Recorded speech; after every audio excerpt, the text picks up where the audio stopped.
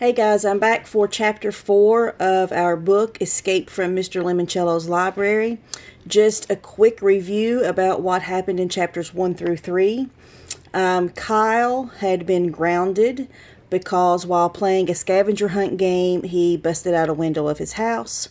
He has been grounded from all of his electronics and games are his most favorite thing in the world.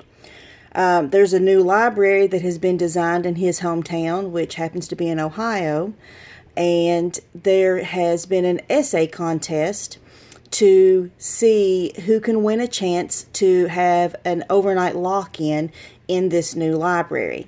The library just happened to have been designed by Kyle's favorite game maker, Mr. Lemoncello. So that's where we left off. There are 2 vocabulary words in this chapter. They both mean the same thing. They both mean library. One is a book repository, and the other is anthonyum. Both of those words just mean a library. So let's get started with chapter 4. So exactly what kind of games are we talking about? I don't know, said Akemi. Fun book stuff, I guess. And do you think this new library will have equally new computers? Definitely. Wi-Fi? Probably. Kyle nodded slowly. And all this takes place Friday night? Yep. Akemi, I think you just discovered a way for me to shorten my most recent groundation. Your what? My game-deprived paternal punishment. Kyle figured being locked in a library with computers on Friday night would be better than being stuck at home without any gaming gear at all. Now don't forget, Kyle hates books. He doesn't like reading. So really to be locked in a library would not be fun for him.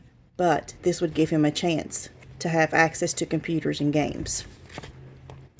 Can I borrow a pen and a sheet of paper? What, you're going to write your essay now? On the bus? Better late than never. They're due in homeroom, Kyle. First thing. Fine, I'll keep it brief.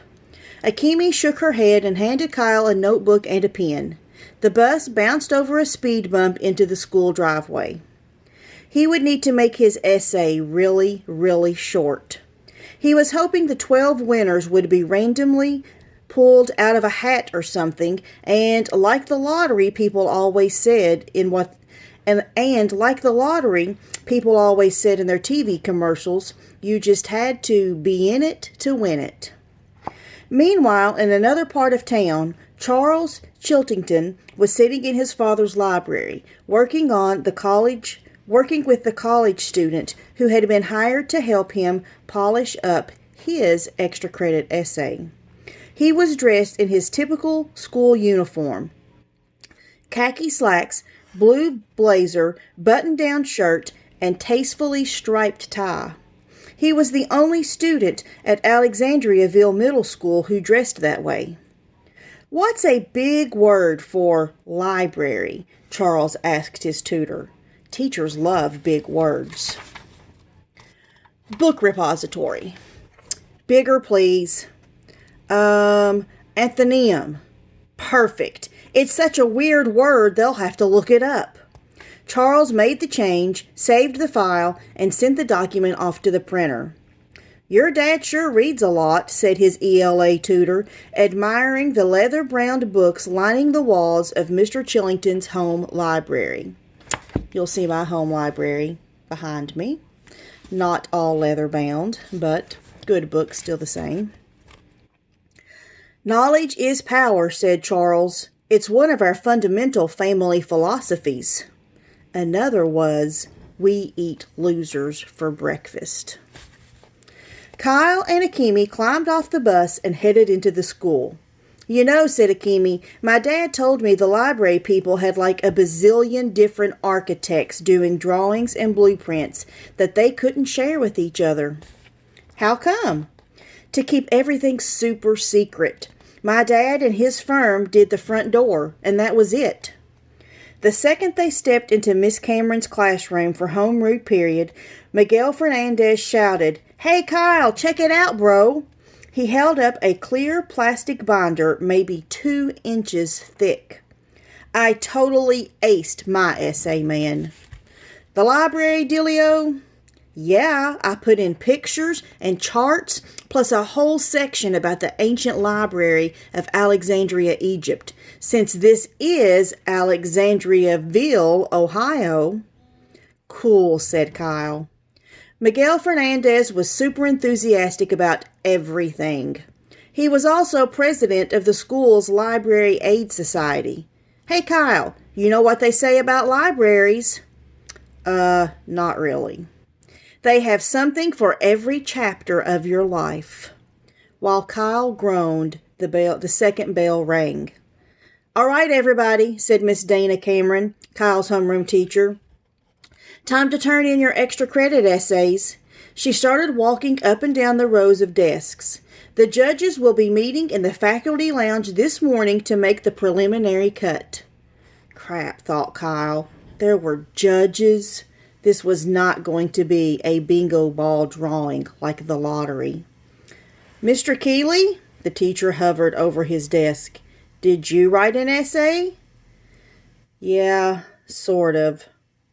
I'm sorry, I don't understand. Either you wrote an essay or you didn't. Kyle half-heartedly handed her his hastily scribbled sheet of paper. And, unfortunately, Mrs. Cameron read it out loud. Balloons. There might be balloons. The classroom erupted with laughter. Until Miss Cameron did that tilt down her glasses and glare over them things she did to terrify everybody into total silence.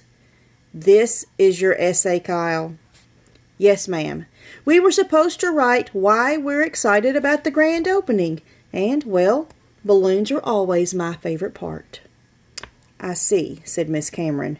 You know, Kyle, your brother Curtis wrote excellent essays when he was in my class. Yes, Miss Cameron, mumbled Kyle. Miss Cameron sighed contentedly. Please give him my regards. Yes, ma'am. Miss Cameron moved on to the next desk.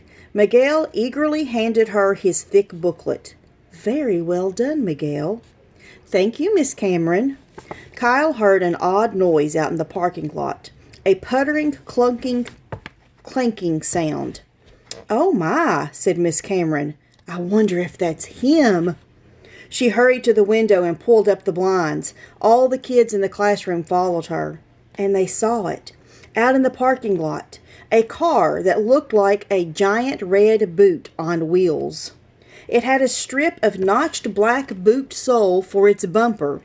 Thick shoelaces crisscrossed their way up from the windshield to the top of a 10-foot-tall boot collar. It looks just like the red boot from that game, said Miguel. Family Frenzy. Kyle nodded. Family Frenzy was Mr. Lemoncello's first and probably most famous game. The red boot was one of 10 tokens you could pick to move around the board. A tall, gangling man stepped out of the boot car. It's Mr. Lemoncello, gasped Kyle, his heart racing. What's he doing here? It was just announced, said Miss Cameron. This evening, Mr. Luigi Lemoncello himself will be the final judge. Of what? Your library essays. Okay, end of chapter 4. See you guys a little later on today to do chapter 5.